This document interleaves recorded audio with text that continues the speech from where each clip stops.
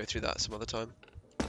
So I apologize for any lag, but I'm currently streaming on Discord and Twitch because I am an idiot. So what I'll do is I'll pull up the Trello on the right, and then effectively what this is going to be is I'm going to run through my own strat book so people can get an idea of where my head's at through the strategies themselves. And then I'm going to run through some nuggets of knowledge, some useful stuff that people can use on their own. Kike, Maru, and Sigma, you guys can ask me questions for help for during pugs or whatever you guys feel like would be useful for you. And then this is kind of like a, I don't know, maybe a showcase for some of the teams that I might end up coaching. If they like a few things, maybe they don't like a few things. But I'll start on T-side Inferno. So this is from the Trello, and the Trello can be found from my Twitter. Let me close this. There we go. Okay, so effectively our team, and Sigma was on my team, so it kind of makes sense for him to be here. We broke down a load of stuff into 3 different vague ways of coming towards Inferno. So when you look at Inferno on the top left of the map, basically you can make an L shape between banana and middle. And the theory from my IGL work was that if you control all of that L shape, the terrorists have to be super passive, they have to save their utility, they have to play by your rules, by your tempo, by your timing. So if you dominate that L shape, you really control the map. And by extension, if you only dominate half the L shape, it puts a lot of pressure on the other half of the L shape. So let's say on CT side, if you're dominating all of the middle side by throwing out the Molotov, you know, maybe you smoke off second mid, maybe you're throwing HEs down, you're stopping terrorists from coming out from middle, but you're not stopping terrorists from running into banana early. And the terrorists will start to get pushed into banana quite readily, and then your guys on B are going to start struggling. So following that same kind of logic, you can come up with, from the T side, little game plans. And that's to basically say what we're going to do for the next sequence of rounds, or for the next round, or whatever you happen to have. So safe round is what we call like a little default, where you just take general map control. So on A, we had 2 people taking map control through second mid to the apartments. We had our AWPer on mid, and we had 2 of us taking a bit of banana control. And because it was a safe round, we'd use this flash. So you line up here, and you just jump through it like that. The benefit of that flash is that you can throw it really early, and it pops inside this tree. So no one's really going to see it unless they have a Hawkeye. But as an AWPer, if you're coming to post up, your eyes are looking at your crosshair, your eyes are looking kind of down here. If you swing in front, you're going to be full blind. You swing behind, you're going to be full blind. Just notice the one weakness of the flash is that if they're tucked into this corner, it's not going to full white them. So there are better flashes. Could I see that flash again, please? Yeah. So you come here, and then there. Okay, cool. Thank you. Jump through. And then the second person will come in, and he'll either jump to the right, or if he wants to get a little bit aggressive, he might jump to the left. He might come up here, take this fight, depending on how aggressive you want to be. I see a lot of teams in the meta are going through a lot of rush strategies. There's a smoke that you can throw from here. You aim something around here, and it's a fast CT smoke. And effectively what I see a lot of teams do wrong on these strategies is that they don't throw enough early flashes on banana. You've got to take account that your strategy on T side needs to challenge all CT possibilities. So it needs to stop CTs playing super aggressive. It needs to stop CTs playing super passive, which means you've got to use enough flashes early on so that the strategy works, and so that you don't get absolutely dominated in banana. You need to use enough flashes to get around the choke points in banana, like this half wall. And you need to actually get into the site. And this main choke point is one of the hardest things to get past, especially if you have bad spacing on a rush. So keeping that in mind, from our T-side pistol, the way we came towards our T-side pistol was we looked at sort of mid-B split. And that's because we wanted to get in their faces on T-side. We wanted to get nice in their faces. So we got 2 smokes, 4 flashes, and 1 person plays the support player on B, 1 person plays the aggro in B. 2 guys with Kevlar are going through the apartments, all the way through the right-hand side, running, clearing out the apartments, and then wrapping towards long. I'd be coming out mid, and I'd be flashing out mid, and then additionally I'd be smoking short. And while this strategy is kind of like a kooky one, it completely contradicts what's common in Face It. It completely contradicts what the meta was. And so a lot of people wouldn't really be seeing this coming when they see this strategy. If they see people getting aggro in banana, you know, a lot of people will use the fallen flash, the two common flashes, where you come to this back corner here, and then you aim on the end of this. So these are some really common flashes that people use, and it just allows you to peek and not be blinded by it. Okay, I see a lot of people throw this wrong, by the way, so don't aim stupidly, don't aim stupidly. You want to get a nice pop flash where they don't see it come over the surface, and you want it to be nice out and pop flash enough, so you can aim here, or you can aim just out towards the left, like this. So if I throw that, and I'm coming up banana, I'm going to be full white. And on pistol round, let's say you've got a kit and two flashes like that.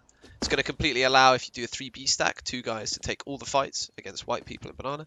It's really good. So these are some of the meta things that we were thinking about when we came into the T-side pistol. So we've got one guy with counter flashes. Let's say best spawn has the util. Best spawn has the util. You just want to throw some nice high flashes, get into a favorable position. This is favorable because you've got map control without dying. If they push you, they can't really blind you. Okay? And similarly, if the guy is on mid, you know, throw a nice flashbang out mid, take the fight out mid, kind of get to around here, throw short smoke, I throw it like this, and then from there, the two flashes you need to know, you're either flashing in the smoke, and then you tell your teammates you're flashing in the smoke. This one's a little bit harder to get right, so if you exactly left click in the same spot when you're down there, it's the smoke, you'll notice the flash doesn't come exactly around the corner. This can be useful to blind AWPers off, because maybe an AWPer's posted exactly on that corner.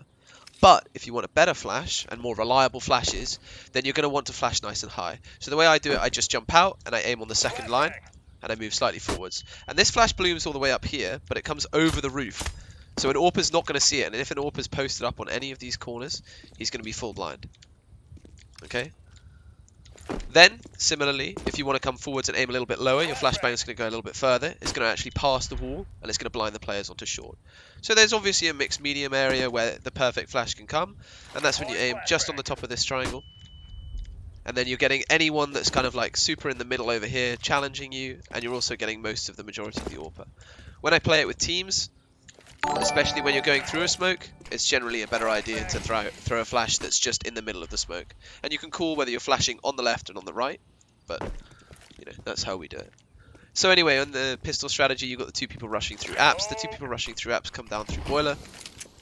Once they come up through boiler, they're running towards long, at which point the mid player goes back for the bomb, which should be dropped around here, just in case he dies in Mexi. So he can come back for the bomb. He can then help the guys towards B or help the guys towards long. The problem with helping the guys towards long, and the guys who go long need help, the problem with helping the guys who go long is that often teams will play aggressive on B. And if the guys on B are dead, you need to help them. So you need to come back into banana to help the rest of your team from mid. Then, if you want to help the long guys, and the B guys die, you don't have a B split anymore. So again, it's sub-ideal. So generally a 2-3 split, you can go either way you want, but I'd like the 3B just because the bomb has that extra nugget of safety, and the B guy might have a flash, maybe a smoke left over for the actual execute. Then we go through kick them while they're down. So this was one of our rush strategies. This was like a bully strat. So what we have is spawn-based, fast tempo, cut the shit, everyone knows exactly what they're doing. So first spawn comes, mollies banana, goes to mid, hugs right side, entries, and then gets traded, and then you're ending up CT to B. The second spawn, deep flashing mid, like so, and then again hugging the right hand side. The reason I asked for the hug right hand side is because I come into Mexi, and I don't want someone else to come into Mexi to entry frag, because if one person jumps in here, and your teammates are too far on the right, there's no trade for that AWP. Okay, and the biggest part of this strategy is the spacing. So whenever you've got a fast tempo round, it's all about the minute details. So as the first person runs, he throws the flash deep. He hugs the bike. So there's a little bike graffiti here. He hugs the bike and wide swings right. That allows the second person to catch up, throw a bike flash that comes up behind them, and jump out and get the spacing. So he has to travel less distance, and he comes tight right. And that allows the first two people to have perfect spacing that you can trade the AWPer if you die. Then the third person comes through, bike flash, again, hug right hand side. it really depends on how fast you want the strategy to be, and we've gone through a lot of iterations of our kick 'em while they're down. Some of them were mid to B, some of them were just wrapping A, wrapping long A, some of them were splitting fast short. But at the end of it, it's the minute details that really count. So, you know, if you're smoking off long, go short. If you're smoking off short, go long. There's some nice smokes that you can throw. So if you're in the mini pit position again, you aim a smoke just here and in the middle, jump throw. That's going to be a fast moto smoke. So if you're going for a nice short rush, the AWPer then has to come all the way through. Obviously, it's a deep smoke, but it's super fast. So it means that if they come through, you're going to have to challenge them into the site. To pair with that, your flashes into sight. You're going to aim for just around these areas where you want your flashbang to go. So I kind of wing it, and I come to the back of this wall. And as I come out, I do a little shifting jump throw. And that's going to blind super in the front of sight. So anyone coming through that long smoke, anyone in the pit, is going to be full blinded by that. And that's better than the apps flash that a lot of people know. So the apps flash that a lot of people know is this one. The problem with that is you're not going to blind the balcony. The balcony guy just gets a full kill onto any players coming out, any short players coming out. But I'll go over more of that as the time comes. And then, you know, if you're coming from a long side, maybe you come from second mid and you smoke off long side and go for a short pop. But generally, if I was doing it with a team and I'm going for a fast short play, I'm not a fan of rushing through mid, because if you rush through mid, it really stalls as soon as you get a mid smoke. And it's really easy for CTs to throw that mid smoke and you get caught off guard and feel like you have to commit to your strategy. You don't have to commit to your strategy, you can always cancel. Then our Inferno starts to become a little bit slower, a little bit more methodical. So the rest of the strategies are more like executes. We've got a shotgun double pump B, and we've got an avocado wrap and a shotgun pit. So the shotgun denotes the fact that a shotgun could be known to be a double pump shotgun. A double pump shotgun is a double pump execute. So what it means is if you're double pumping B, you're going to throw two smokes. You're going to throw your CT smoke that I throw like this. I just come to the side, down directly in a diagonal and above the smoke. And then that one's not going to have any gaps. If you're super smart, and I think I might have done it correctly, you can come here and molly. No, I'll show you a different smoke for that. But you can molly boost and smoke CT at the same time. And then if you want to smoke your coffins area, you come up from here, up to there. And that's going to be your coffin smoke. So if you want to use a full B execute, then you'll throw a coffin smoke. You'll come and throw this CT smoke. You'll then be able to throw... What's the difference between that CT smoke and the normal one? This CT smoke allows you to do this. Oh, now that's epic. So you can basically say, when you throw executes onto sites, you're trying to eliminate areas where enemies can be. And that's with the use of utility. So the smoke physically blocks their sight line. The Molotov stops them from coming through or being, you know, in certain areas. And flashes stop people from being able to see stuff. So during these executes that I choreograph, you've got to think what's the most likely thing to happen and what can best help my team. So by using that smoke paired with that Molotov, what that means is you don't have to look right at all. You have to have one guy, obviously, that's ready, counter flash, for if he hears a flashbang, he's going to absolutely destroy the guy coming through the CT smoke. And you've got one other guy who comes in on the left-hand side, just in case, to make sure that if they just dry run straight through, the guy's not going to get a spray down. And that's during the execute phase. But by throwing these two pieces of utility, the other three players are able to just look to the left. And because the other three players are able to look to the left, you can then throw flashes on the right that aren't going to blind your teammates because you know they're looking left.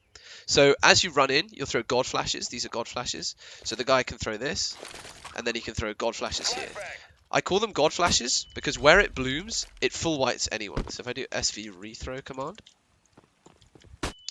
if I'm all the way back here in dark, I'm going to get blinded by it. If I'm back here with an AWP and I'm kind of like freaking out about what's going on, I'm going to get blinded by it. If I'm playing all the way back here in new box, I'm going to get blinded by it.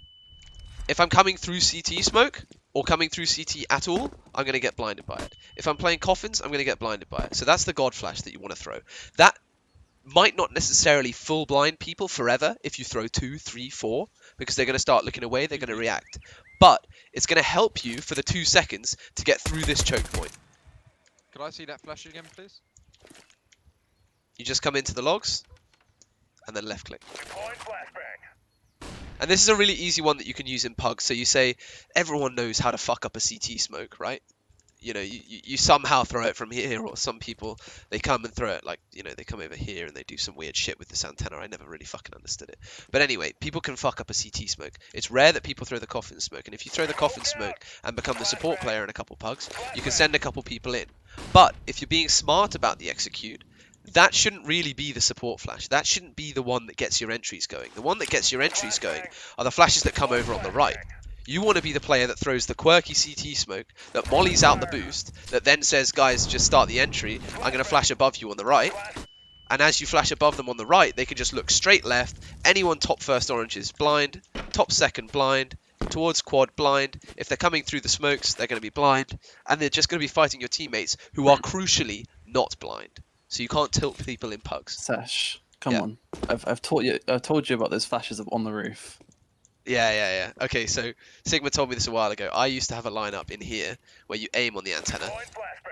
But the problem with aiming on the antenna is that it comes quite low down on the roof, which means that people Plus below playing fountain or first oranges. aren't going to be blind. So if you do use those flashes, just make sure that it's like a vague thing and you aim kind of high. The higher you go, it doesn't really get any worse. So you're pretty much fine just throwing it high. It's just habits that I have that I fuck up my bot flashes.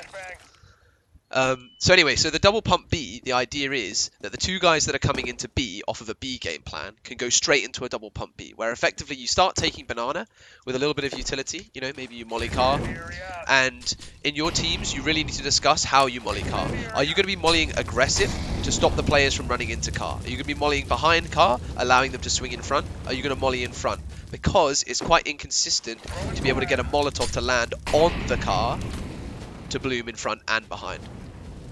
Not to mention, there's a lot of meta things in the moment where you throw some stupid little one-ways and the smoke comes up and blocks the molly. Oh, furious smoke. Yeah. You know, it's just not worth it. So, really committing and knowing whether you're mollying behind or in front. Then you take a little bit of banana control. You go immediately into the execute before you've even taken the half wall.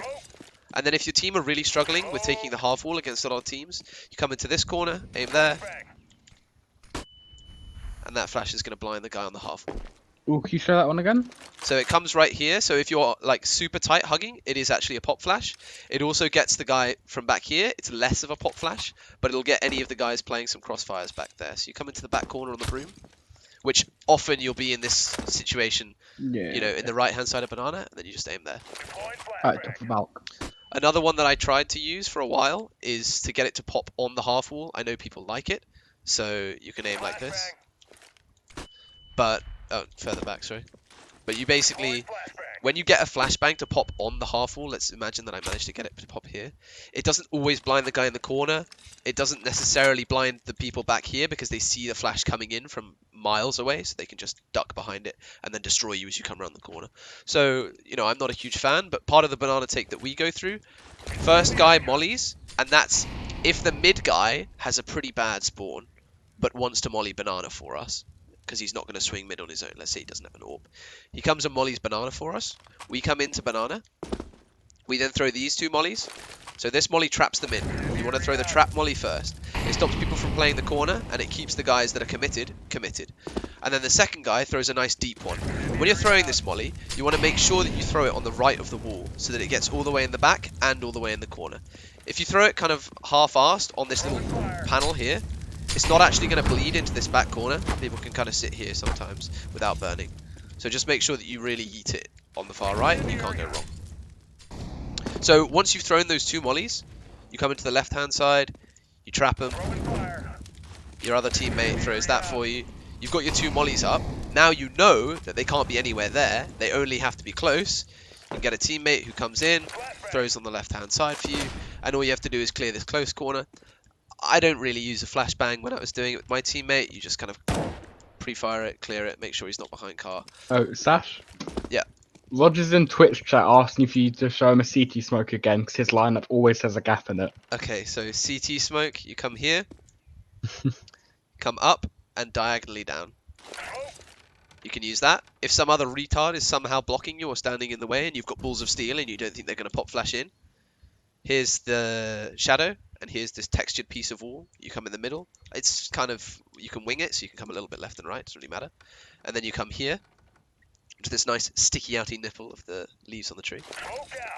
And then the reason that you would throw and take this risk to throw the smoke there is so that you can line up almost flat with this wall into that corner there, and then you can Molotov off the boost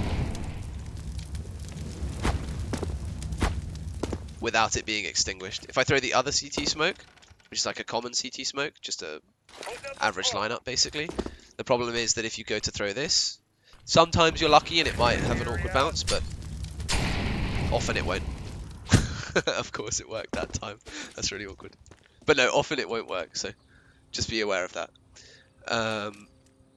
So yeah, the double pump, the idea is you come, you arrive, you take banana, you immediately throw the execute.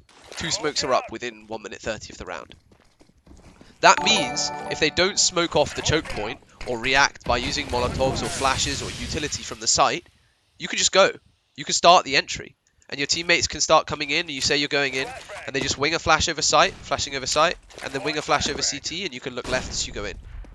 And that's very useful because when you're trying to call out teams, when you're playing a heavy execute-based strategy where teams are going to say, don't use your smokes until after 1 minute. You know, they're going to be saying that before coming into the round on CT side. It's very useful, especially in the start of the game when maybe you've won pistol round, maybe you're on Mac 10s or you've got a low buy or however it's going. You know, you want to roll the momentum. They don't respect you. They don't smoke you off. They don't molly you off. They don't flash you off. You can go. You can commit as long as you know your favorable fights, your entry routes, and your good flashes. Speaking of entry routes, you want to make sure that whatever entry route you decide on making, make it with the knowledge of where the flash goes. This is less achievable in pugs because they're just saying, let me flash you in. But then you don't really have to worry about the entry frag route in pugs. In pugs, it's more about here is the smoke that is up, and the flash will come on your right. You know, if you've got a really nice teammate in a pug, or you've been playing with them a couple times, maybe it's in UKCL, or maybe it's in a different division, ECL Legends, ECL Challenger, whatever it happens to be. Maybe they tell you, you know, I've got a really nice flash on the right, and you can trust that they're going to flash on the right, and you can entry knowing that you can look to the left.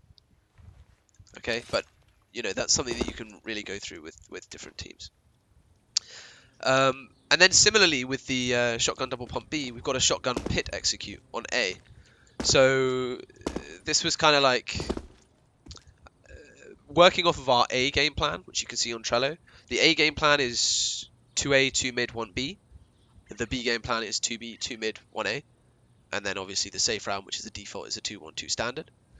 But imagine you're going from a game plan A and you don't really know what you're doing. You go into this pit execute, and this pit execute has a nice shotgun double pump to it. So effectively your apps players come, and your apps players throw a nice little smoke onto long. And occasionally you can have someone fake the moto smoke as well. So from a CT's perspective, that's an A execute.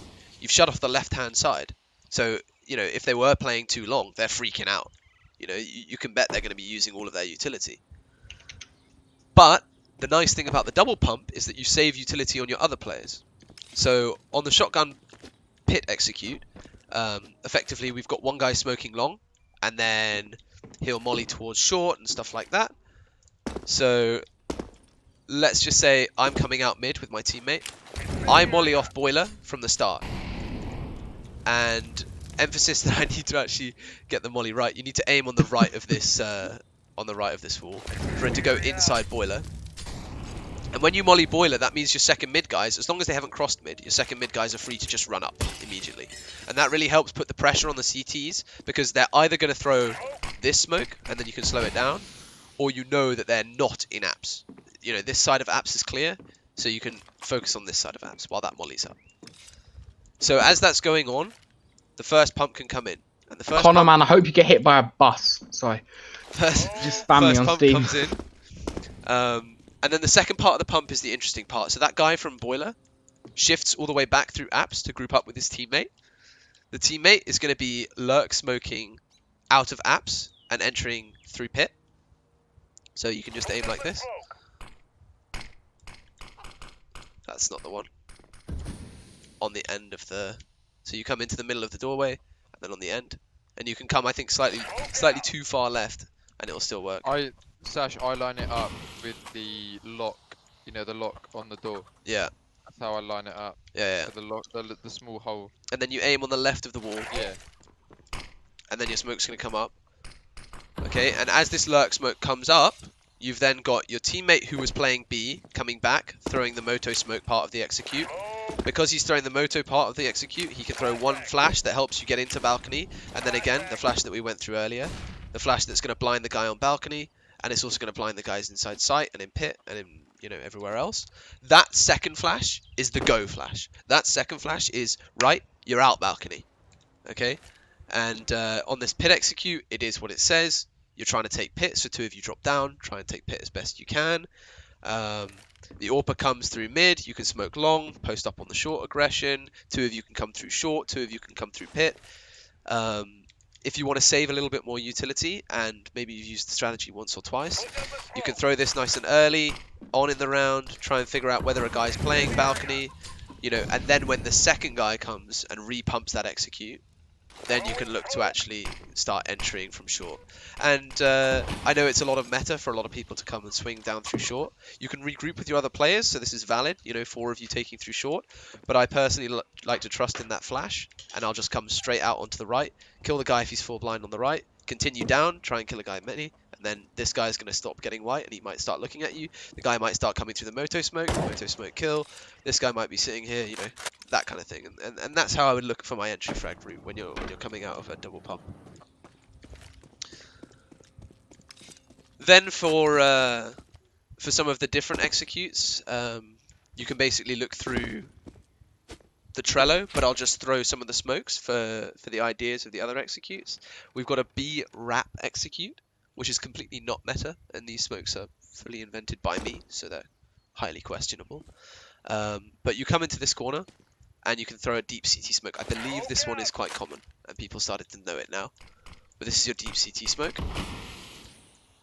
Then you've got one guy who comes here, and he gets the easy job. He just comes alongside from there to there. Left click throw. You know you've done it right when it bounces there. Okay, and the idea is that the next smoke comes here. I'll know I've done it right if I go here, but the lack of not having a teammate, I won't really know. Effectively, your teammate comes in here, and you come and wedge up against your teammate. And you aim here on the end of the tree. And hopefully the smoke works and goes there. Okay, no, slightly too far. Let's just imagine that this is... I believe it looks something like that. Or maybe a little bit more. That second one looks promising. No. Anyway, the idea is, if the smoke goes into that corner, then what you get is this tiny little one-way, where if the guy's trying to abuse it here, he can't see shit. But often people might sit there from first oranges or second oranges, and they might try and see through that.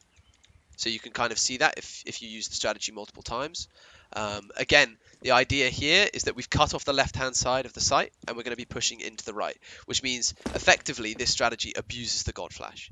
You can basically do this entire strategy with 4 tempo flashes, like that. And because those flashes take 8 seconds, if you look at the top timer, 8 seconds allows your entry fragger to go from here at 20 to be able to run wherever the fuck he wants. And now 8 seconds are up. So it's a really long period of time where you can outweight a Molotov, you can really kind of like slow it down, but here's the way we ran it. The way we ran it is we had 2 people throwing their smokes from here, and we had one guy sitting back here with God flashes, and we had one guy throwing the smoke here, and we had one entry fragger. So it was a 5-man full execute onto the site. Yeah, see, that one worked better. It was a full 5-man execute. So the entry fragger comes, he throws a flash like this. That's going to blind any AWPers playing in front of the smokes and any AWPers playing on the corner. So he's going to shoot. Then, flashes start coming in from the God flash. God flash 1 comes in. Again, an AWPer might shoot now. Don't run. Now, start running on the second God flash. Second God flash and first God flash need to be spaced out so that first God flash goes, you know that the right is blind and you can look left. Entry fragger looks top left. Top smoke, top coffins. Now he starts to look to the right. Second God flash goes off. Guy who's boosted is going to be full blind. Guy in CT is going to be full blind. And he starts running around. He starts wrapping the rest of the site. Second man in, also. His job, entirely. Don't get blinded. and just trade. So he's watching the guy that's going to come on top of the coffin smoke. He's watching the guy that's coming on top of the site. He doesn't want to get blinded by the first oranges. He trusts his teammate to kill first oranges. If he has to trade, he has to trade. Then you're looking towards your right, and you know that as you look towards your right here, CT's full blind because you've got your God flashes. But as the God flashes come in, the deep CT flash starts to come in. The deep CT flash comes in and full blinds the top second oranges that you weren't able to clear, that you could die to by the time you get deep CT. So the timing should look like first God flash goes, pause, start running. First CT flash goes, second God flash goes. Then final CT flash goes, and now you're turning the corner and you're killing everyone else. And then you're wrapping round, wrapping round, wrapping round. The smokes are up on site like so. Fourth and fifth player, third, fourth and fifth player. Third player follows them through. He can also stay on the CT smoke if he wants and stop them from coming through the deep CT smoke. Fourth player comes up. This is just GG. No, the guy pulls full white, bro. Does God Flash get pulled? Yeah, of course the God Flash gets pulled. It'd be useless. Heresy! If it couldn't get pulled, it'd be fucking useless, man. Full white. Yeah. Can I ask, Sash? So you know when you do those godly flashes, Yeah. Instead of are you talking so you know the two positions to flash CT and the god flash, right? Yeah. Would you just set like, for example, numbers 5 and 4 players to do just the one flash position, or do you know what I mean? Like, or are you changing it? Yeah. So normally, especially when you're starting a team, I assign roles. You know, Sigma, you're doing this, Trem, you're doing this, Fresh, you're doing this, Q, you're doing this. And everyone knows exactly what they're doing. When you get to an Astralis level playbook, or especially on different maps when you don't necessarily have the choice of everyone alive, you have to know all the smokes, you have to know all the flashes, and you can compromise to see what's more important. So when you get onto Inters and you get onto main, what you'll see a lot of teams do is react well. It's not necessarily the strats that are great, it's the reaction that's great. So for example, you're coming into T side, 2 guys die on mid, and you see 4 guys on mid. An open team takes like 5-10 seconds to realize that they're being flanked in banana. An Inters team knows either we're committing to B and we're just taking B, ignoring mid, or they go into mid, help their teammates and fight. It's like an instant reaction. So similarly, when you're doing these kind of executes, let's say we're going onto a B game plan, into a double pump, or maybe we want to do the burrito wrap execute, which is the wrap B, which I'm going through now. Let's say we're going into the wrap B, someone dies. We'll have a protocol for if someone dies, either the strat is completely impossible and we'll cancel, which was the case for my open team at the time. But in previous teams, we had a 3-man execute version where the smokes were obviously the priority and the flashes could be thrown as you run in. So people can just kind of like wing stuff as they run in and just trust that the flashes are going to do their job and then fully entry. But I haven't finished yet. So the last part of the execute is obviously this molly and this molly. And then what you've got to remember is that there's a smoke up here. The fourth guy comes in, he jumps up, then the final jump up comes up as his teammates come round. What that means is he can kill this, he can kill the guys coming out through the mollies.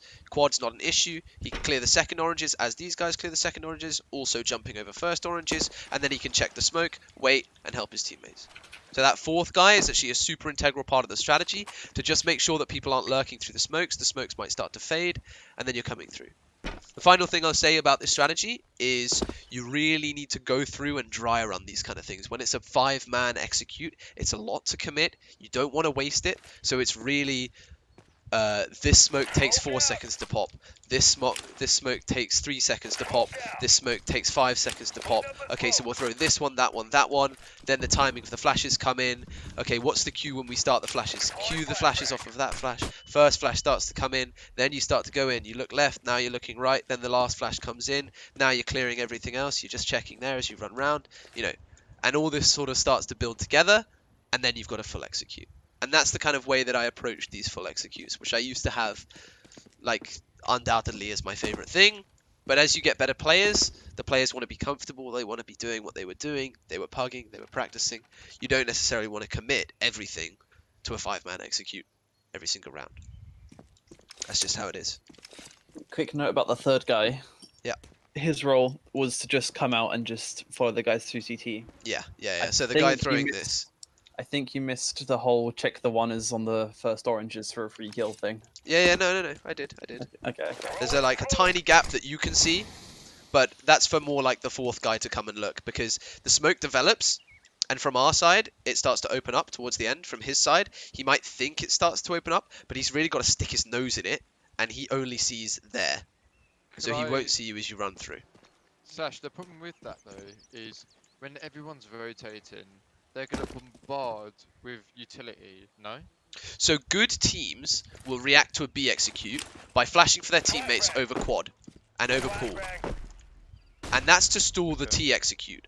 However, Yeah. the T execute can't be stalled because your teammates know it's a full 5-man execute. You go through Got ya. for this strategy for my team, you go through a molly, you go through a nade, you go through a smoke, you go through anything. We had a previous protocol which means if you are smoked off, entry fragger has to underhand a smoke, and that's because if you watch fucking config, and any fucking highlight reel from config is him sitting behind a smoke because his entire game plan was being able to save his smoke and then sit behind it when they execute and fucking mow 5 people down. He's got the most highlights out of any pro player. If you want to watch his CT demos, that's a really good guy to watch. But Yeah. effectively, you have the right hand, and when you right hand, you've got to have the support flash as well. So let's say the support flash was a god flash, you've got a god flash and right hand click. Basically, the theory is there's so many players, you basically just got enough fucking meat to get you through whatever choke point you need to. Yeah, pretty Got enough much. bodies to throw But at it. also, especially for this particular execute, the way I run it with my teams and the game plan from all the other stuff you do around the map, they don't expect a 5-man execute. This catches a lot of teams off guard. Firstly, it's a completely unique execute that people don't see every day. Like, who the fuck raps through coffins to come and take B site? It's moronic. But as long as you're smart about the way you do it, you can really pick these teams apart, because what's strong about the B site is that there's only one choke point. If you turn that 1 into 2, it's no longer a strong site to hold. 2 players, 2 choke points. 2 players, 1 choke point, OP. A site, 3 players, 2 choke points. 3 players, 3 choke points if you give up apps, harder. And that's the kind of way you can see it. If you look at Mirage, if you lose middle, 5 players, 6 choke points. If you hold middle, 5 players, 3 choke points. Or 4 if you take apps. If you don't take apps. Or ramp. So it's kind of understanding that a lot of players on B want to be the B player because they're comfortable because of a certain few things they like to do. For example, they like to be flashed through pool. They imagine themselves getting 3, 4, 5, 6 kills. You know, the guy's hiding behind quad. He smokes the molly. A teammate flashes for him. He gets a mow down. These are all things that people are comfortable doing. What people aren't comfortable doing is coming up against a full fucking execute where you're blind for 4 seconds, 5 seconds, 6 seconds, and you're thinking, where the fuck do I have to look to not be blind? That's when you make it uncomfortable for the CTs, and that's what you're trying to do with the whole execute.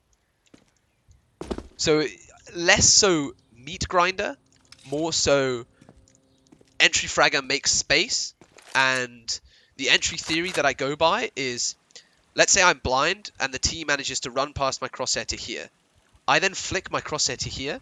It's much harder for me to therefore kill this guy and then go back and spray transfer or reset to kill the next guy coming through the smoke. And that is making space for your team.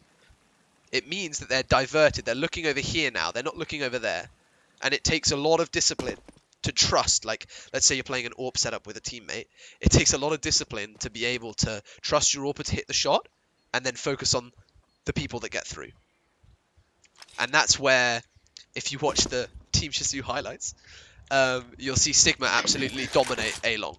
Because he'll kill the first guy, then he'll kill the third guy as he falls back, maybe like here. Then the second guy comes through. Now you've got a second and a fourth guy. The second and the fourth guy spacing is fucked. They weren't planning to space each other. And suddenly Sigma's got a 3k. And then he's waiting for the fourth guy who's like, my entire team died. I don't want to be a beta. I might as well swing the guy. And Sigma's ready for the fourth kill. And then the last guy's like, well, shit, we're actually just a dog shit team. I might as well run into this guy with the AWP. And that's kind of like the philosophy of entry route. If your entry survives, it's still not necessarily good, but at least it makes space. And against an AWPer who's being smart, you gotta be better than him. You can't just hope that he whiffs. You know, you gotta flash him off and use utility. I won't bother covering the last part of the execute, but effectively we did another one called the avocado wrap, and that's the A wrap. So the smokes are long smoke that I use, which is the arch smoke. So you come to the broom, aim up from the window up to the roof. And the reason I like it is because you can throw it without dying, and if you have apps, it's fine. And then the reason I like this is because your spacing is impeccable. So this is kind of like a wing it smoke for library. You can't really go wrong. You just come up to the black and somewhere vaguely around here. And then the moto smoke that most people know is like this. So from having 1 player, 2 player, 3 player, guy holding short for you, guy holding long for you, your entire team is here throwing a long wrap execute. And you don't throw that on the long wrap execute. The long wrap Do you execute. just get poked in bum because they have banana control? Well, that's the thing, right? So if you are 5 of you here, what do you think this guy does after he throws his smoke? Goes host flank. Or, you know, it really depends on what you're doing. But for example, when I'm IGLing, I'll call game plans. And if I'm doing a B game plan for the first half of the game, they're not going to start rushing banana. They're going to be They're going to be shookers. scared about losing B. They might even be 3B. And that's when you can start piecing rounds together with different game plans. Got ya.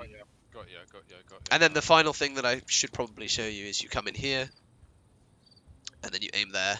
So there's this tile, and you come onto the top of the black, and then you jump through that, and that's the north smoke. So if you want to pair the north smoke with the short smoke, suddenly you're able to split B quite easily. I don't think that's a one-way, is it? No. No, you can't even jump over it. You can jump over it from behind. But yeah. And that's the kick them while they're down. I think I forgot to show you that one. So, switching Inferno CT side. There's a lot more unique stuff on CT side, but I'll go through some of like the really strong stuff that you guys should know and that you guys should use. But I'll start with the pistol round, obviously. And the pistol round that we use is not the same as the pistol round that I'd like to use. Okay, so the pistol round that we use is 3 of us. First guy comes immediately to second oranges, and he can hear if they're coming up banana. Second guy gets boosted up here. And third guy comes and plays the crossfire with the second oranges guy from here. Okay, so you've got a garden player, a second oranges player, and a boosted CT. This boosted CT guy, if they do a fast B hit or they smoke CT or something like that, this boosted CT guy is like, look, I'm here, I'm a player on the B site, I'm going to drop down, I'm going to spam through the smoke, see if I can get lucky. Then they're not expecting 2 people to be playing a passive crossfire like this. If they come around the corner and they are holding second oranges, they're not going to expect the guy further in garden.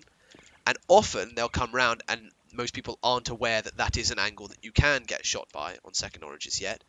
And so they'll come round and they'll look towards the right to see if the coffins, because the most meta thing to do is to play a coffins guy and a CT guy. But what And you happens can if you're sitting coffins, you Yeah. know that where you're putting the crossfire, and Back they here. smoke it. What are you meant to do when they smoke it? So if in a pistol round they bought 2 smokes and they do smoke you off, you try and come through and play the smoke because there's 3 of you. And when any team does a full execute on you when you're in CT side, you've got to kind of weigh your odds. But maybe this guy comes back through the smoke and you say 3, 2, 1. You know, and you all come through at the same time. But that's more like a chaotic round. It really depends on how you're feeling and how your retakes are, and the protocols kind of change. But just make sure that you don't get raped like this, because you can absolutely destroy people's heads by shooting through that.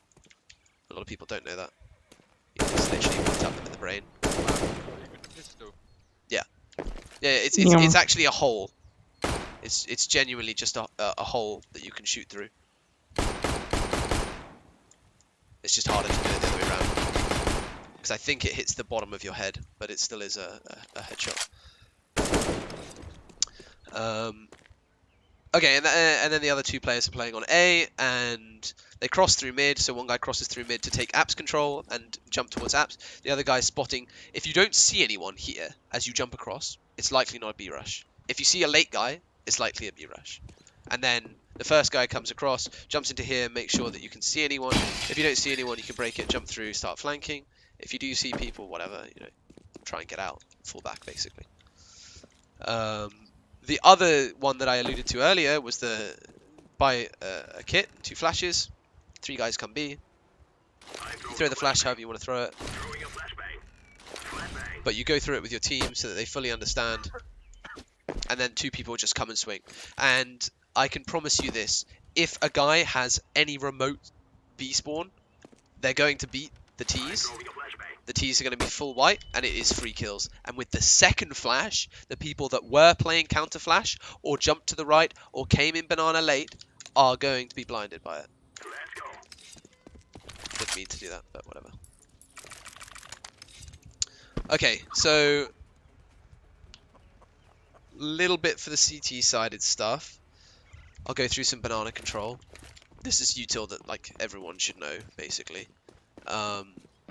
But first person, the way we do it, first person comes, Molly's close, hides here, counter flash, just listens, waits. Okay, I got that wrong already, I'm retarded. First person comes, smokes deep, Molly's here, hides here, waits. Okay. Second guy comes, Molly's left. So to Molly left hand side, you come to this wall. You can do a come to molly the that top gets of this both. T. For close and deep, No, that gets left and right side of deep. but it won't get here. It will. There, Let me and explain. there. No. It will. It will. It spreads about the spread of the molly gets to far back left corner. 90% of the time. Or go to corner on B where you hold the north. Surely it won't go in the right. I think it does. Because I know how to get close left and deep left. I don't know how to get no. A molly won't fit Just there. go. Get Molotov. Yeah. I'll show you. Go to this banana corner, like contact. No, the other corner. Yes, this corner. Hug the wall. Aim above the broken wall. See, there's a little dark spot below the balcony. Up there. Yeah, just aim there. At the very corner of the dark spot. I can't see very to the right a bit. See the dark spot below the balcony? This thing. One? Yes. This That one? shit.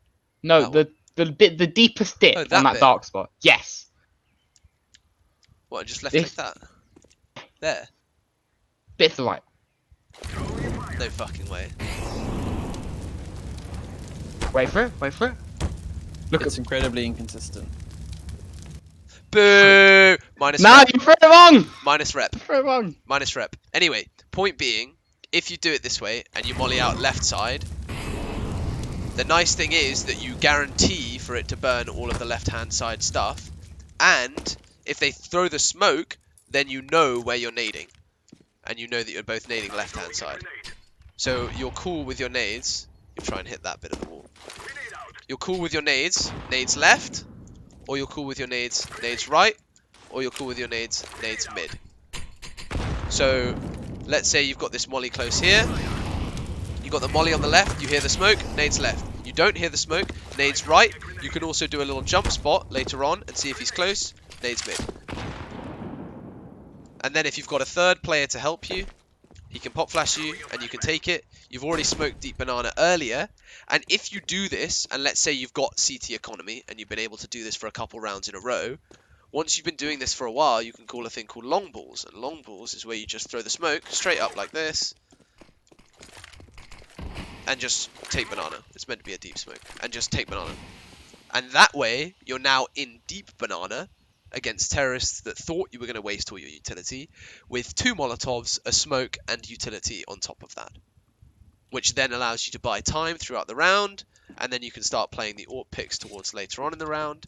It's kind of common for people to sit down here now. This will get you kills, but it will also get you killed. So just be aware. The better version for me is when you get on top of the half wall and then you stay there with an AWP. And you can take the shot, fall back, play the next half wall, take the shot, fall back, play the next half wall, take the shot, fall back, and then keep taking shots and falling back. Anyway, that's how I take banana. If there's 3 of you, then you don't even have to worry about it. You know, you molly out the left-hand side like this, and then you molly out the right-hand side. And one thing to note is when you do this, if you come too far out like this, your molly's not going to take the deep left corner, tight left corner. So if you come further back, your molly's going to hit the wall, and it's not going to work. So you've got to find this nice happy medium somewhere around here, where it's going to come low enough and close enough to be able to go snug into that left-hand side corner early. And full burn them. And then you can start working on your HEs. And then, like I said at the start of the stream, if people weren't there for the start, banana and mid makes an L shape, or an inverse L shape, however, if you're looking at it from this way or from this way. But it makes an L shape, and let's say on CT side I'm taking all of banana control, the pressure is now on the A players. Because once you've got banana, they're either sitting all outside banana waiting, or they've taken mid and second mid. So if your teammates are taking banana, you should aim to shut them down from mid, and if you molly out mid, you know they're not coming mid aggro. The only thing they can do fast is an apps pop or a second mid fast play. And then you're limiting slowly down the options that the terrorists have for any tempo rounds. When you've got the blue shield of CT economy, it can really work to your favor. Get a couple bits of HE damage and stuff like that. From the from the B side of stuff, I'll do a couple bit more on the B side of stuff. Everyone should know this pot flash. So if you aim on the far left, you might blind your teammate if he comes too far under. You see how you won't blind your teammate if he sits in front of the window. So your teammate can look forwards. Flash comes in, he comes in, kill the guy that's hiding here inevitably. Maybe there's another guy here, maybe a guy coming around the corner. Okay, or you can aim in the middle or on the right. There's no chance you're going to blind your teammate, he can play closer, but you're also not going to necessarily blind the terrorist if he's coming up close. So I always throw on the left, because I know that my teammate, when I've gone through it with him, I know that my teammate can sit here without getting blind, with the enemy getting blind, and then he can come in and clear it up. Sash, I've got to head off. I'm going out tonight. So I'll just watch the VOD. Cheers for it though. I'll speak to you later, yeah? Alright, see you Kiko, and see you Sigma. In a bit. Have a good one. In a bit. So this is the other flash that I used. This was CX flash. You come from the tree and from the top right corner. And this is a useful flash because it lands in the tree, so people don't see it. Oftentimes people will see flashes and they'll turn. But what you'll notice is that this flash will blind you if you swing back car. So if you're throwing a flash like this for teammates, tell them to swing in front of the car. The amount of times I've said this, man, and it just... no one listens. But anyway, the idea is everyone's going to be full white, and the nice thing is that it goes super deep, so that people on the back left corner that would originally be holding are going to be blinded. Obviously, there's weaknesses. You're not going to get the AWPer and stuff like that, but each flash to their own, basically. And then obviously you've got the fallen flash, OP flash. And you can also flash long A from outside B. So if people are going for like a super long rush and your AWPer's saying, flash for me, you can actually flash for him. There is a smoke.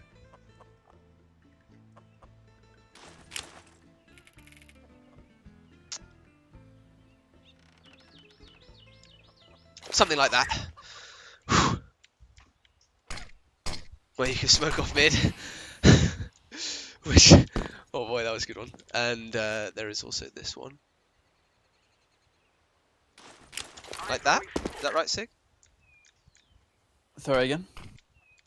Something like that.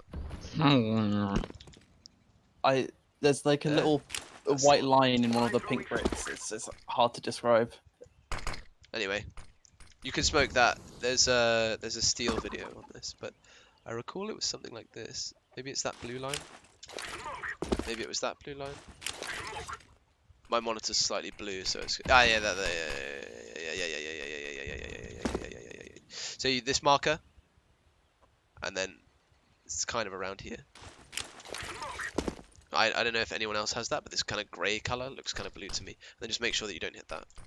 It's fine. This is kind of useful. Like if you lose, like if you don't have like an AWP, or if you know they're just always aggressive mid. Yeah, just or let's say you want to go for a B stack, but you want to feign presence towards mid and A. You know, if you're coming out as a terrorist and you see that, you're like, fuck, firstly, they can get second mid. Secondly, they can get second mid from just the normal part through apps. And you start to freak out as a terrorist. Maybe you read it wrong and you start to go into banana. And then you can literally throw that 3 seconds into spawn. And then all stack towards B. The problem being, if you throw it too early, it really shows. Like, people did this against me in a scrim at some point, and I saw it as a terrorist, and I was like, that's way too deep and way too early for anyone to have thrown that from here, which means they have thrown it from the steal spot, and if they've thrown it from the steal spot, they're doing some fucking shenanigans, and I'm going to slow the fuck down and wait for them to make the mistake. So, you know, always be careful with what you know and how you can throw it. And then there's, I don't know how useful this one is now, because teams, instead of mollying how they used to molly, they used to molly to get it trapped and go into boiler. In which case, this smoke would be extremely beneficial for pushing molly that. the bedroom. But a lot of people fuck up the molly or don't really know what they're doing, and they just molly the bedroom. I don't know. Isn't mollying the bedroom a lot more useful? I mean, I never do like to do that, because I want to put pressure to cut them off in boiler. I want them to come into boiler and go, no thanks, and walk away. And I want them to run through and take damage. Whereas if you molly the bedroom, they can actually run through, you don't necessarily see them, and then they're all up in your face. I guess, but won't you usually have a player crouch there getting ready to shit down their throats if they push under VAPs? Sometimes. I mean, it depends how you bring the game, but moral of the story being, on T side, it's high meta now to throw HEs and save your mollies, and that's because you've got other mollies. Like, you can throw a molly from here. Really? And you can aim there. And that's even if you do for an HE, and Orc can just peek and go hello. And then you've got Sigma. What was it? Something like this. I put my thumb on the top left of the door, and we have the same with you model. Like that.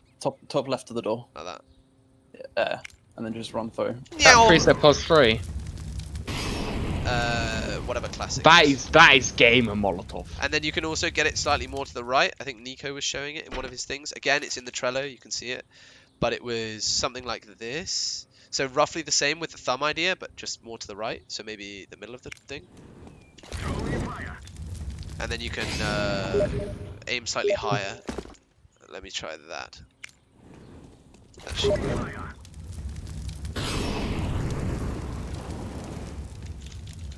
Wait. I think Lucchesi's back. Yeah, so you can start implementing mollies, and like I said, we've got this molly from the T side, and we've got these mollies from the T side, whether you want to use them or not. But you know, it's a large investment. But if you do use these Molotovs and you're going towards A, you successfully clear out a lot of spots that could be quite troublesome. You know, again, it depends where your team's weaknesses lie and what you really want to do, but especially if you use this on an eco round where they can be stacked in certain areas. I know a lot of people currently have the meta of, like, literally mollying out the entire fucking B site. Like, people are lining up some weird fucking shit. While I'm at it, I can show you this. Top corner go of the... So I go from this patch, and then I go...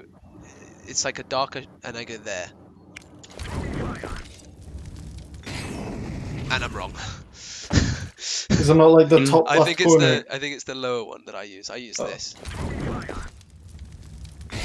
Yeah, I don't know. Maybe it's even lower. Where do you use it? Because the one I originally learned was that you get this black dot and you just go there. But when I used that, it sometimes failed. Is this for Moline Dark? Yeah. Alright. Because the one that they use in CIS teams, they go to this black dot and they go straight there. Yeah. But the problem is that this wall's kind of curved and it's kind of fucked, and a lot of teams had it where it went too deep and it just burned there and didn't cut here, and if it landed too far to the right, it burned here and not the actual deep part of dark. So for now, I think you guys can get away with this, but I think I found a better one which I used in my team, which was, I believe, this brown patch and then the lower of the two and something like that, but maybe I'm just going crazy, I don't know. Something like that. I think that's about right. I mean, if it works, it works. Yeah. Good little.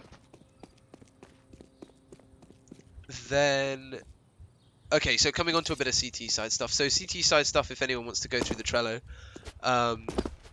I've got a double AWP setup, which is a go-to on my CT side, and that's because On Inferno. firstly, it catches teams off guard, Wow. and secondly, it's something to really shut down any rushes, any MAC-10 bad BM like rushes.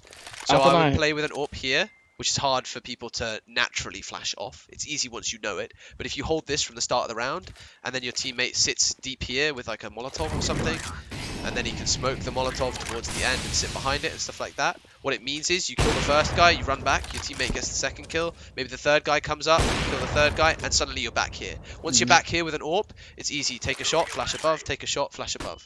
I don't know, as an occasional B player, I'm a strong believer that the auto sniper is the way to go on B, not on AWP. When it comes to close as an occasional B. The auto sniper is just anything you can do, I can do better. It's just fucking... Yeah. And then for our double AWP setup, we wanted to give Sigma some freedom, so he can go for super aggro picks. He can go for some Furia picks, where you go, I don't know if anyone's seen the video. Oh yeah, I did. You kill the guy, and then like, he's smoked mid, and you just come out and kill the Mexi guy or something. That's dumb as fuck. I wouldn't recommend it, but maybe it works. Maybe it works. And then the important point is on the double AWP setup, you really need to be strong in your setup. So for the double AWP, the B is basically locked down as long as the second guy's got like an MP9 and utility, and the first guy's got an AWP, you're good. Then for the A players, I recommend playing. I think we had Nifty and Pit. So this was the shroud angle that we had in Pit, and this was the Nifty box. But you can also do Nifty Cold Zero, Shroud Pit. You can also do, if you want to hold more aggressively into the apps from here. I mean, the most success we had was Nifty Cold Zero and Shroud. So alternating Nifty and Cold Zero, and then a Pit player. And that's just because a Pit player is so strong. Like, you can even smoke yourself off and play behind it if worst comes to worst. You can start playing a bit of the bike if you want to. But it just makes a really strong crossfire here that you can watch the lower angle, and this guy can watch exactly the upper angle or exactly the lower angle. So when you're playing Nifty, you're watching the lower angle, and Shroud's watching the upper angle.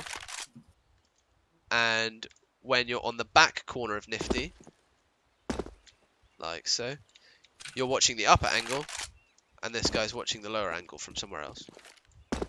And as long as you're playing inside sight on this double AWP setup, it gives you a lot of freedom to achieve lots of things. For the CT side, you've got this smoke. Am I going crazy? Nah, that's... It's this one? No. Same, right position. Right position, wrong aim? Left of the antenna. Like, there. Or or middle, or anywhere kind of there. It's a Furia smoke. Yeah. Oh, you're jump throwing it? This is a left click. Oh, I thought it was this. Never mind. No, is this the one corner. that goes car? Yeah, and then go to the cross on the antenna. That is gamer. Is that the fucking one-way? Oh, that's the gamer. Oh, were you talking about the I retake feel one? Sick already. I was talking about being able to smoke it from deep CT. Furia one way. I know some people have something from here. It's on again. It's on the Nico one. Yeah, it's something from here where he lines up from here and he comes up to like there, and he jump throws. And it was just an easy way for someone to rotate in, quickly throw a smoke here. But you can see that on the Trello. Linked in the strats to go through, I believe. For the rifle setup, we've got a 4A setup. So one person can long balls solo utility. Again, it kind of needs a little bit of a setup. You can either long balls or you can play team play util, which is where you imagine that you've got a teammate, and you know, let's say you throw shit like this, and then they think, oh shit, there must be two of them, because why the fuck would they waste a flash like that? And then you get ready to throw your smoke, and then you get ready to throw your other flashbang, and then you get ready to throw your Molotov as they come out. You know, this can actually be thrown as a Molotov as well. And you can sort of just delay and delay and delay, and then while you run back, your teammate's like, I'm here, and then suddenly he's got flashes above you and you get more kills. But I would strongly suggest, like, let's say you've done the correct setup and you go for the long balls play. once you've accomplished banana control, then you should, as the smoke's potentially going to fade, you should come back and you can jump spot it from here. And you can just jump spot this entire round until your teammates die or you inevitably lose A. But, you know, if you're doing this kind of thing, it's going to be fucking the most insane headshot that anyone could ever hit on you. Like, you're not going to die doing this. You're just going to see the info and then fall back. And then, you know, you can just chill. Maybe throw some fake util for retaking banana, etc, etc. Just depends what you want to go through. But on the 4A setup, we played it with 4 rifles. And the idea is when you are stacking 4A, people aren't necessarily ready for you to be more prepared, you know? So let's say you only give away 3 people's worth of info towards A, they might think it's normal. Or if you give away 2 people's worth of info, they might think you're 3 stacking B. Especially with long balls, maybe you've committed to banana before. Then you can start to play 4A, and effectively this setup was 2 guys in apps, and they can be really silent about it, and then the 2 guys can play aggressive into mid. And one thing I worked on a while ago, which I don't think was actually super successful in this current team, but in other teams it worked really well, where one guy comes here and kind of jiggles this area. And if you get shot by an AK, okay, you don't necessarily see him because he sees you first, but he also isn't going to one-tap headshot you. Okay? And you jiggle this area, and if you get shot, then you can kind of back out, jiggle it a little bit less, jiggle it a little bit less. It's kind of BM because you're expecting not to die, but it is possible. And what you're doing is you're cementing the fact that they're putting their crosshair more towards here. So they're starting to come out a little bit wider into mid than perhaps they would normally. You know, maybe they're normally here. They see you jiggling, they're starting to come out here. Maybe they start to commit to a spray control, right? And at which point, your teammate who's been hugging the back wall this whole time just goes for the widest swing he's ever seen in his life.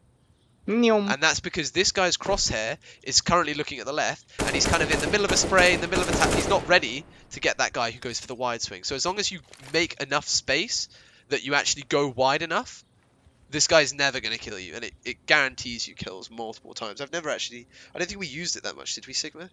In our team? But I used it a lot through Newell and other things, which debatably people have worse aim, but, you know, it's there, and it might work at a high level too. That is kind of a basic thing of peeking is, I kind of call it the J peek. I remember seeing some video by some NA semi-pro about it. It's basically if you jiggle the close, tightest corner, right, so say you're jiggling mid, yeah, the guy's crosshair is now going to be focused on you, then you take a step back, you go back and swing as wide as you can, so his crosshair placement's fucked. Yeah. And especially when you're looking at a map like Inferno and the elevation is absolutely destroyed, your head's going to be much higher here than it is necessarily somewhere else on this so you can just go nyum terrain. Like on long A on Dust 2, that's what I used to do. I used to jiggle, find where the AWP is, go all the way back, jump into pit, you know, that kind of thing. Take the pick from really far back. You know, less applicable on Dust 2 because headshot angle is just fucking headshot angle. So then we go into the real fun shit. Sig, the real fun shit. So this is the kick them while they're down on CT side, and there's a lot of hours of debate went into this. Number 1 MP7 player in the UK, right here, recommends doing this 99% of the time. So MP7, what kind of gremlin? He's a fucking monster, bro. So the reason why, yeah, we're just anti-meta. No, so the reason why we came up with this is because CT economy on Inferno is rough. You always want better guns, more utility, more armor, more kits. You always want more. And Inferno is one of the few maps where it became very meta and very popular to learn the correct damaging utility.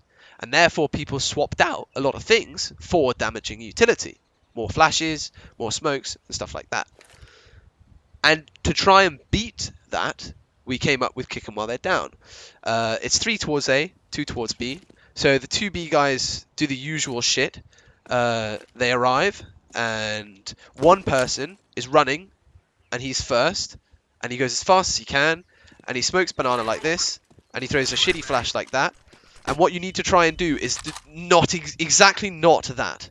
You want to get it even higher. So when you throw it, you almost want to go like... You almost want to get it on that window. So the flash comes super high, right above, almost like a fallen flash, but in the sky. Okay, so the idea is throw the smoke, flash super high, and start to swing on the flash. Okay, that's the first guy. The second guy comes, and he's just going to molly wood, and then he potentially smokes car in case they've mollied the front of car to help his teammate. What you've done is you've isolated banana. So he's either in the left-hand side full blind, behind the smoke, and you've successfully allowed the second person to help trade the first person. Now, you've cut off your L. So the other guys have to do the same thing on the A side. So the first guy comes, throws the deep molly, hugs the right-hand side, and he's going to re-smoke ramp. Sigma, help me. Yeah. Where do I... I go either close, top of there, yeah, that should be one, or in front of the bench, and then like bottom of that, yeah, something Okay. like that. So there's two ways to smoke it off, and that's for like later on in the round. But that's the first guy's role. The second guy's role is to come and throw a deep nade. So you want to try and catch the people underneath the bike. You want to also, if your team are struggling with it, catch the guy that's wide swinging out. So it depends on what's more successful for you. I think honestly you just need to always damage the bike guy. If the guy swings out, there's 3 of you there. You should fight for it. Okay, so that's the first 2 people. And then the first guy has thrown the molly. The second guy has thrown a nade. And then the second guy is semi-counterflash and then smokes while the molly is up. Then, if required, you've got another smoke that you can reuse from one of these positions. The third player comes, and you fit nicely into this wall, nice and snug, and you can just left-click a smoke there. That's going to allow your second mid to be cut off. Now your guys in mid aren't going to have to worry about second mid. And the third guy comes in, flashes behind mid potentially, something like this I think we were going through, or something like this where you just literally left-click it on the left of them. And then you're going to be trading out towards mid, and then this smoke that you've thrown gives you a nasty one-way over the top of it. So as you throw this smoke, and you've dominated mid, if you come on top of this and you stand up here, they can't see you. They can't see you, they can't see you, they can. Crouch. They can't see you, they can.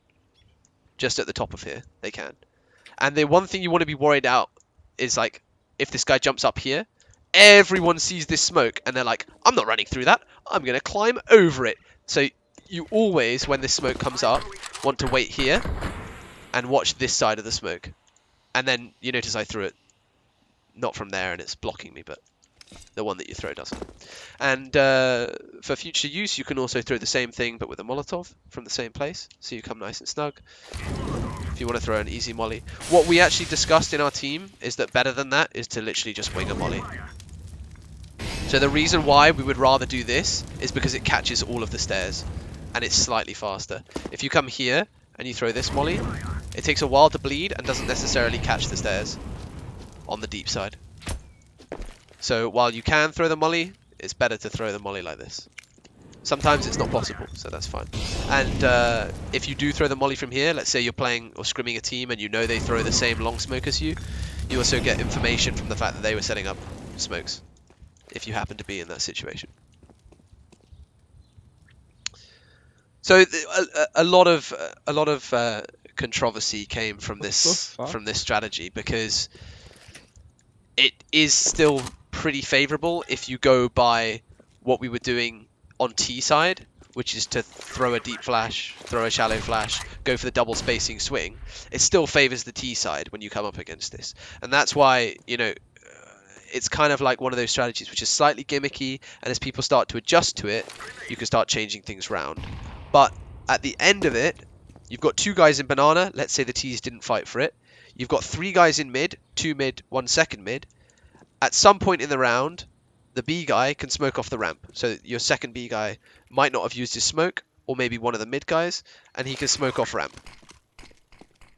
Now you own the L shape.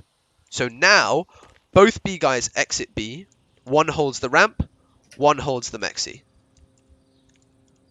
Your second mid guy is still your second mid guy, your 2 mid guys become a boiler and a bulk guy.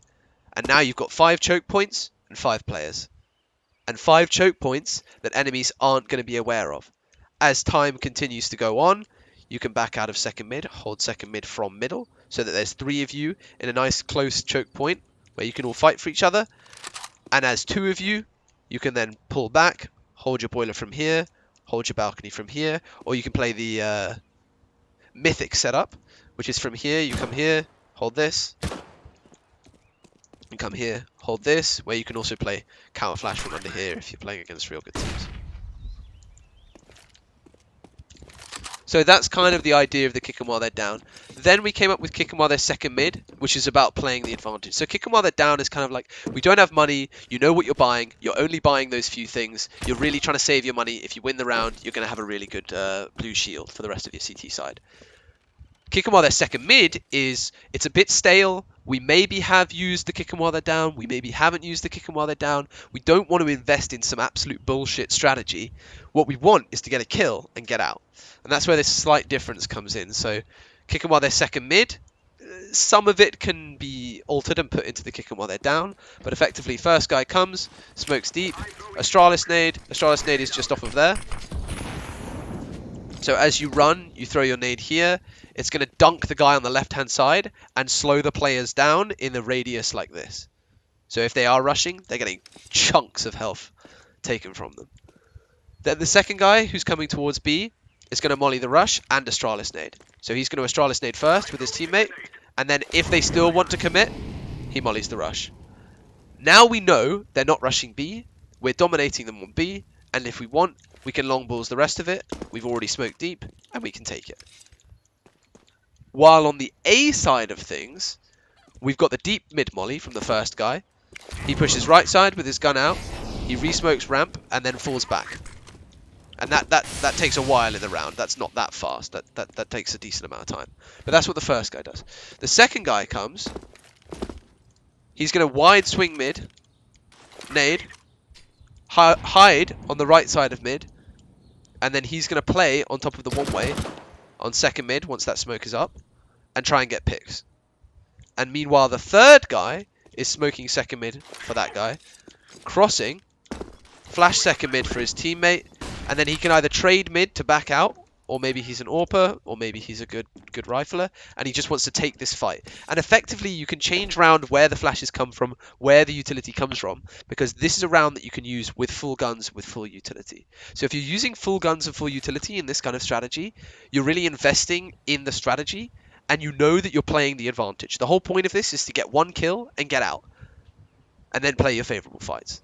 5v4, go back into A site with 3-2. 3A and 2B. And the idea is that, you know, maybe this guy, you haven't abused the top of the smoke and you think you can get kills from here. Maybe you think they're just going to run through mid and you get the kill and that's it. You're done. Maybe you need to let your AWPer get a couple picks. Maybe your AWPer plays in apps. Maybe he picks towards here. Maybe he gets flashed from different teammates.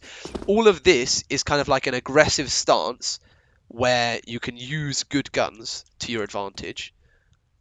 So much so that if you do end up mollying mid, playing mid with your gun out, you get the kill, alright, just back out immediately. You don't need to do anything else. You don't need to give up any more strats. You can use the utility, you can use everything. It kind of disguises it for the next kick 'em while they're down when you've got low money and they don't really know what you're doing. It also strongly contrasts the kick 'em while they're down.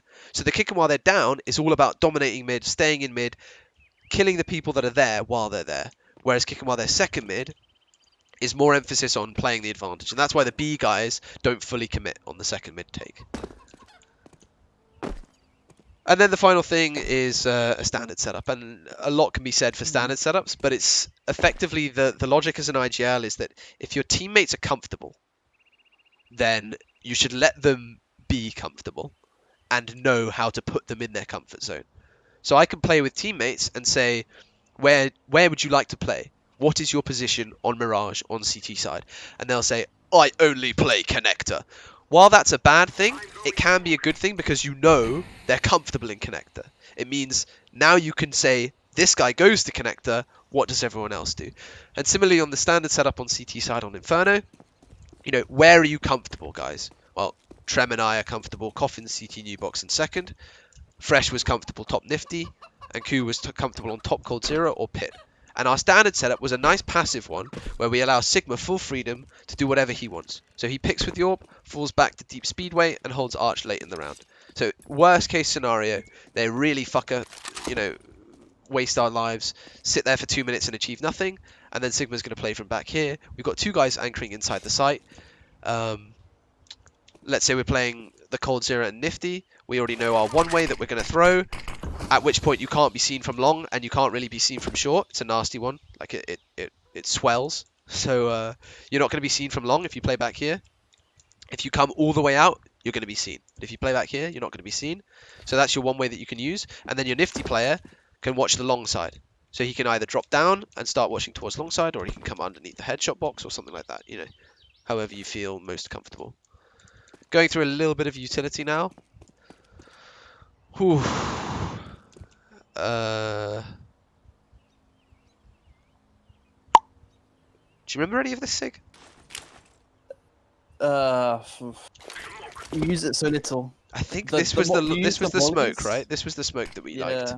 So this was the smoke that we liked for retaking A, because while there still is like a little gap, in order for them to abuse it, they have to be on it, which means, they're not going to see much from here. They're just going to see the tight right corner, which means if you throw that retake smoke, all you got to do is spam this and know that the guy's going to be there. If he's not there, he's not there. He can't be anywhere else on the smoke. So you come here, throw that smoke, starts your retake. Then from here, you come up from the chimney up to there, I believe. And you can molly out sight. Wait, it should be parallel. Nope. I can't remember. But the idea is, we never found a molly for the back side of sight here. So when you throw a Molotov, it's going to bloom in this kind of area. And when you're retaking on A, do you really want to be throwing a Molotov, like, winging it like this, where you come into this general vague area? It's not really going to help you for the actual retake purposes. So focusing on more important utility, like being able to smoke this. Again, I think I linked it in the Trello. You've got Steele's video. He shows you a smoke from here, the middle of the window, and he middle of the door. So he comes to the middle of the door and he aims on a very specific decal that's something like this. And what happens is the smoke bounces off of this and then lands here. And those are like the only 2 retake smokes you really should need to know when you're retaking A. I think maybe it was like from here or something. I don't know. It was a complicated one, but it should all be on Trello. And if you guys can't find it, you can find Steele's got a load of useful stuff on Inferno that you guys can poach. It's stuff that I won't bother going through, but it's like a load of retake utility on Banana. Stuff like the HE stack. So the HE stack that we use is like this, that dunks straight on car, and Trem has a lineup again. So we just double HE car like that, and that strongly contrasts if you throw like a little pop flash here early on in the round.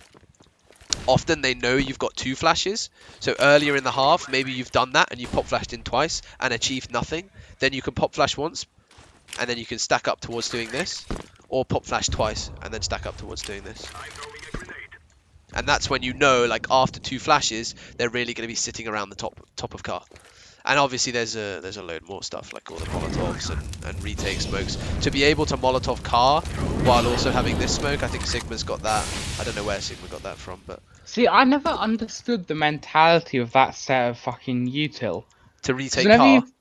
No, from the enemies. Because you throw that molly and smoke combo, and for some reason, the enemy's always wide-swing like a bunch of screeching monkeys. It's generally because when you're in Banana, you feel extremely uncomfortable giving up the information that you have. The information that you have is, I've spent a molly here, and I may have already spent Molotovs like this. Yeah, I guess. And if I've spent all of that utility, in order for you to fully retake it, is really going to fuck my game plan over. And do I really, when I don't have apps control, and I've been putting a lot of pressure on Banana, do I really want to give it up? I mean, when you develop more as a team and you've got better flashes to take different areas of utility, you don't need to rely on Molotovs, HEs, and smokes as much. Having said that, if you want to be smart about it, you should probably cancel when they start to invest a shit ton of utility. Okay, so now you guys can ask a couple questions if you have any. I'm going to cover a couple pug plays, and then that'll be the end of the stream. Why did your Twitch chat time me out for saying you had a big penis? Oh shit. Actually incorrect. Want to become famous? Oh god, I hate those links. Want to become famous? 5 followers times and views. Want to become famous? Want to become famous? Jesus, man. I don't want to become famous. Leave me alone. Leave me alone, man. Just wants to pump out pug talents. Okay, so couple pug plays that you can go for. Especially on CT side, I'll go through a couple, and on T side, I'll go through a couple. So people started to know this now. Whew! I'm a KZ warrior. I'll get it the second time. Okay, so you come to the end of the smoke, aim on the middle or just on the right, and sometimes you see those two cracks. Sometimes you just aim in the middle on that pallet. And then you make the jump, and you can solo jump. What that means is you can boost people up. So let's say you boost up a teammate here, or a teammate here. Let's say you're going into a duo stack. You boost up your teammate. He currently watches mid while you jump up. Then he's watching your balk. He's watching your balk, and you're watching his mid. You're both counter flash to each of the other positions. So in him watching balk, he's counter flash to mid. In me watching mid, I'm counter flash to balk. It means if one of us is blind, we freak the fuck out, and the other guy needs to do everything. But sometimes it works. It's kind of a pug play. Again, getting aggro through middle. If people are going to give you the respect to allow you to do this, fucking go for it. A lot of times, it's become a lot more meta for people to take the right-hand side of the mid, so they often see you a lot more than they used to. But again, some people are really scared of this spoiler pick, and they do just hug the left-hand side, and they don't have a chance to clear you. And as long as you look into the wall, you can't be seen. Even with an MP7, if I look out, I can't be seen. So just be afraid. But if you're going for these kind of pug plays, once you've gone for a right-hand side play on the smoke, you can wait for a few seconds, and you can come to the left-hand side play. And when you start to play against good players at high level 10, you know, maybe you're starting to play ESCA, you're going into rank G, rank A, whatever it is, you start throwing this smoke, it's going to freak the fuck out of the opponents. They're going to spam this shit for 60 to 90 bullets. What that means is, you've timed out a dude. He literally is useless. He's spamming this fucking smoke for the next minute. And then, you know, after you get a teammate and he re-smokes your mid, they're freaking out about the fact that you could have stacked. And what it means is, after you've done that a couple times, or maybe you've got aggro a couple times, if you start to use this smoke to disguise the fact that you're only 2A, it can really help you on your 3B setups. So let's say you're struggling on 3B, you really need someone to come early to do the fallen flashes, which, by the way, guarantees you B control. Like if you go for a long balls with fallen flashes, or if you go for full molotovs with fallen flashes, they don't stand a fucking chance. So just make sure that, you know, you don't lose A if you're going 3B. And that can be achieved with this kind of thing. This is really nice puggy kind of thing. And don't be afraid to get a bit puggy in team prac. Don't think that it's a bad thing. Don't think that it's a negative connotation associated. It can be very useful in teams where you don't have like extreme rigidity where no one's allowed to do anything. For more pug plays, especially on eco round, if you run through apps to here, then you shift when you reach here, all you need to do is jiggle the halfway point. Jiggle the halfway point, and then you can crouch, take the long fight. He can't be close left. There's no chance he gets to close left without you hearing him. So it's really important to shift when you're here, because you'll either hear him or you won't, and then you know he's there or he's not, and you can, you know, come for a straight peek, or you can do a little jiggle because he's likely to be walking up. That's the timing for that. For the B side of stuff, for a pug play, a lot of people don't know this, but let's say I'm on CT side and I've got a 5.7 or something. Something that I can run and gun with. You know, instead of buying a deagle, I can get a 5.7 and a flash. And if you time it just right, you can actually right-click the flash over the wall. What you have to do is wait for a second. Otherwise, you're going to blind yourself. But even if you do blind yourself, sometimes it's really good because the flash goes super deep. So it catches people, unlike, you know, a fallen flash that's quite far away, it pops there. It'll stun me for a good half second, but I'll be able to see.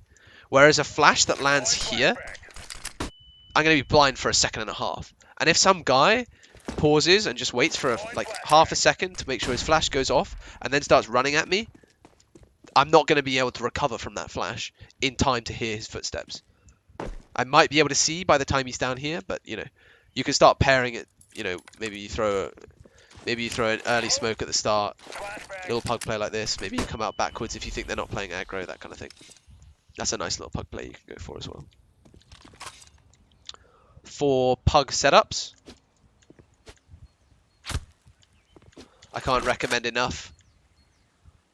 You line up on second oranges, so my teammate will be here, and what you need to make sure is you can draw a line between the middle of your head, the middle of his head, and the nearest choke point.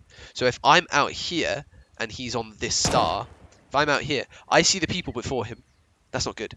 I want to see the people at the exact same time as him, so that the terrorist comes around the corner, sees a head, and he's like, and he shoots there. Because his brain just freaks out.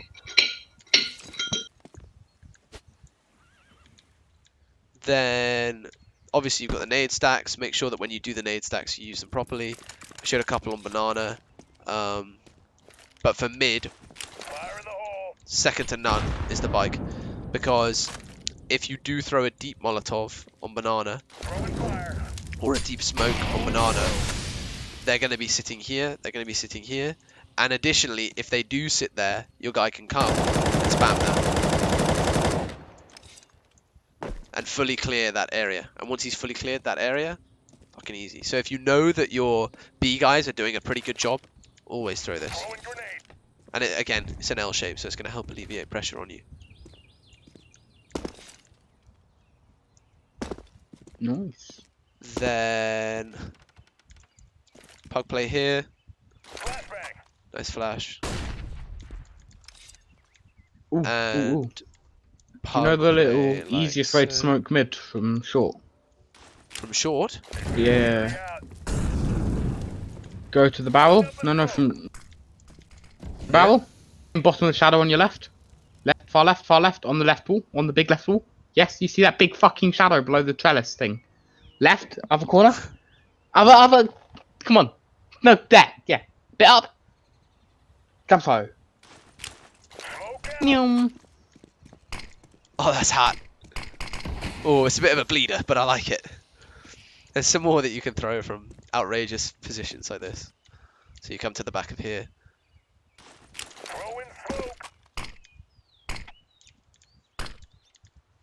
That's a bit of a deeper one. Damn, that's hard. Do that with a Molotov as well. You can do that with a You know they're molly. executing. Yeah, No. you can bounce on Like the this? skybox that lands middle. Wait, where do I can't go? remember what the lineup. I can't remember Is what it the like? lineup is. Is it from somewhere? Is it from back here? Or maybe like this? Sigma. I can't. No, I think it's in front of graveyard, like the next to the moped. Oh, like it might be like a area. running thing, right? I can't quite remember, but all I know is you throw it, hits the skybox, and it lands in mid. That's what I normally did when people execute. No, that's sick. Because you do it in Wingman. When I used to mess around on that as well. They literally can't do anything. Yeah, they smoke it, but they've already used smokes to dedicate for an execute, so they're gonna have to drain time, and then you can just hold aggressive positions. That's some pretty fucking dirty shit right there. Some game. All right, that's a definite Google right there. And then a couple pop flashes that you guys might want to know. So I put this above the hay cart, and then I aim there.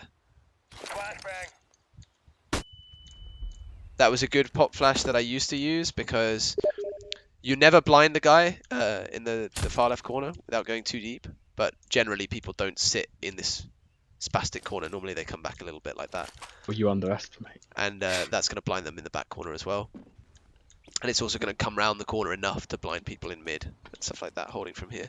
So that was one that I used to use. And then my teammates got upset.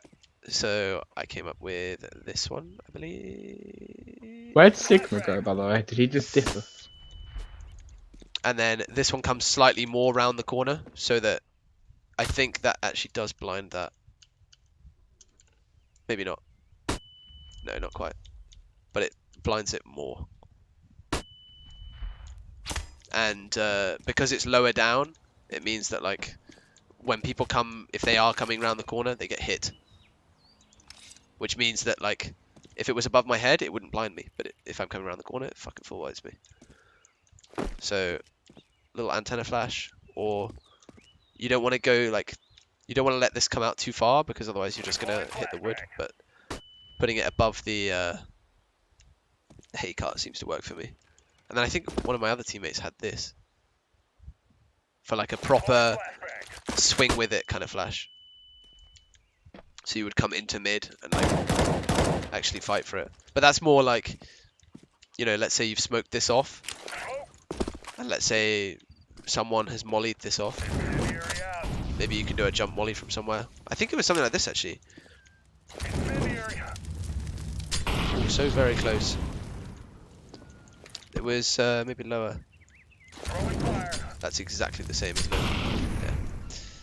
But no, there was some kind of Molotov from here where you could molly inside boiler, and then you don't have to worry about boiler killing you, and you can just farm. Let's have a think here. About there. No. Way more left. That'll take some playing around. Yeah, I think. Anyway, something like that. And that's all. So I'm going to cut the stream, but you guys can stay in Discord. We can talk about stuff. Thank you, Mr. Sash. More Mr. maps Sash. to come.